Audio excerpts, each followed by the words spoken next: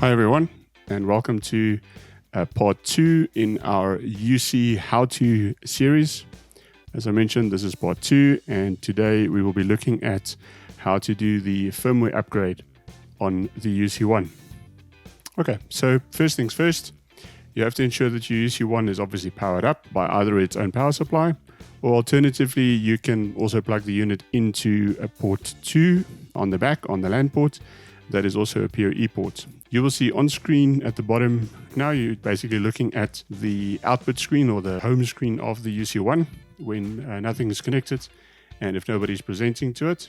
And on the left hand side there, you'll see a Wi-Fi IP address, and on the right side, you will see our LAN IP address. That LAN address is my network at my office that we've connected the unit to, so I can either type in that IP address directly into my browser, which I'll show you in a moment, or alternatively, if you are connecting wirelessly to the unit, you can also find the unit in your wireless connections, connect to it directly. You will use the password that's displayed on the top left. You'll basically use that password to actually access the wireless interface.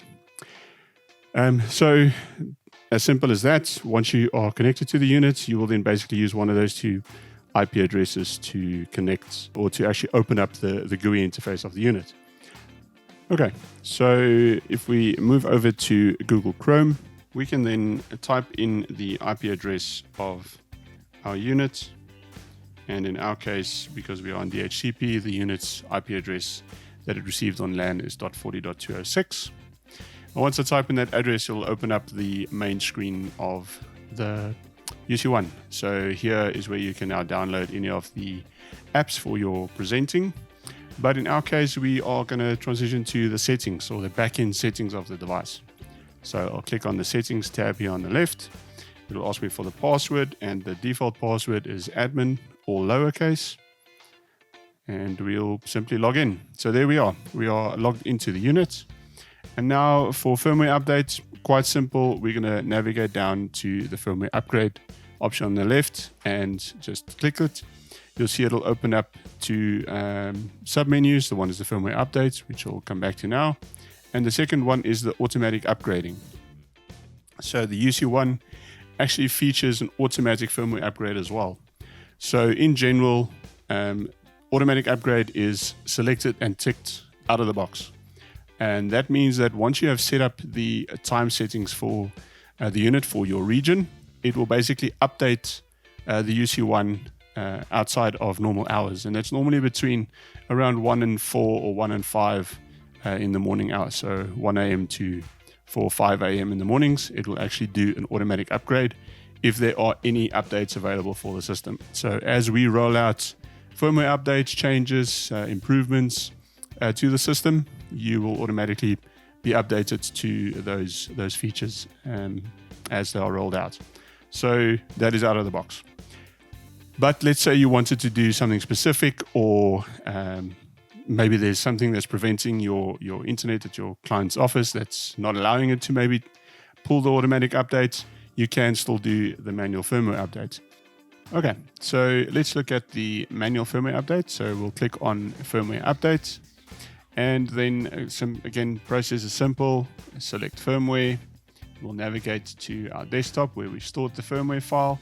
So at the time of making this video, we are on version A5009. So that's the firmware version, so 316C42A5009. So I'll select that as an image and we'll say open.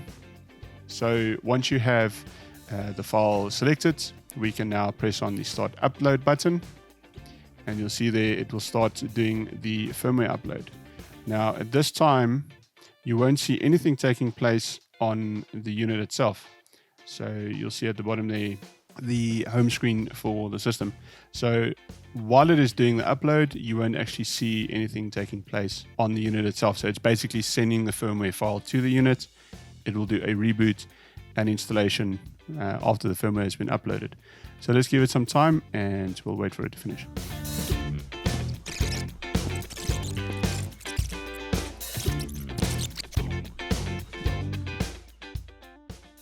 So there you go. So it's done uploading the file. You'll now see on screen there the little picture-in-picture that the actual unit is in reboot state, and there you go. Now it's come back and it's showing you that it's actually now installing the update onto the UC-1. So we'll just wait for that to finish. The browser will remain in that state of just waiting for you to press the OK button. So we'll just leave it a little bit and wait for the installation to finish on the UC-1 itself.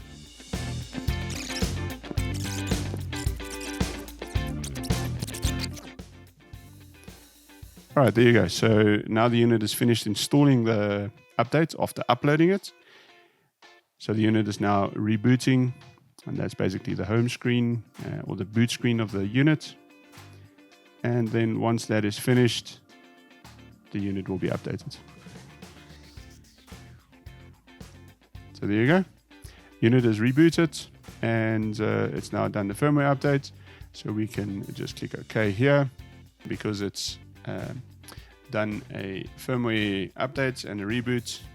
I'll just quickly change the IP address, which is also now changed with my DHCP. So now it's IP 40.217.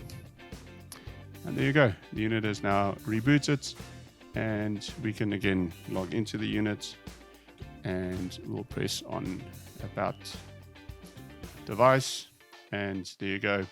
The unit has been updated to the latest firmware. So just remember that because you've done a firmware update on the UC-1 itself, the dongles would need to be repaired with the unit. So they would need to be plugged back into the front of the unit to be repaired. But also, should the client not plug in the dongles to repair them, which would actually then automatically check firmware. If there's a firmware mismatch, it will then update the unit. The client should plug the dongles back into their computer to try and use them. The dongle will actually flash red to show that it needs to be repaired with the UC-1. So in that way, your system will always stay updated. And once you plug the dongle into the UC-1, it'll take about 2 minutes or 3 minutes just to update the firmware. On the unit, it'll automatically, like I mentioned, repair the unit with the UC-1, the dongle with the UC-1, and you're ready to go.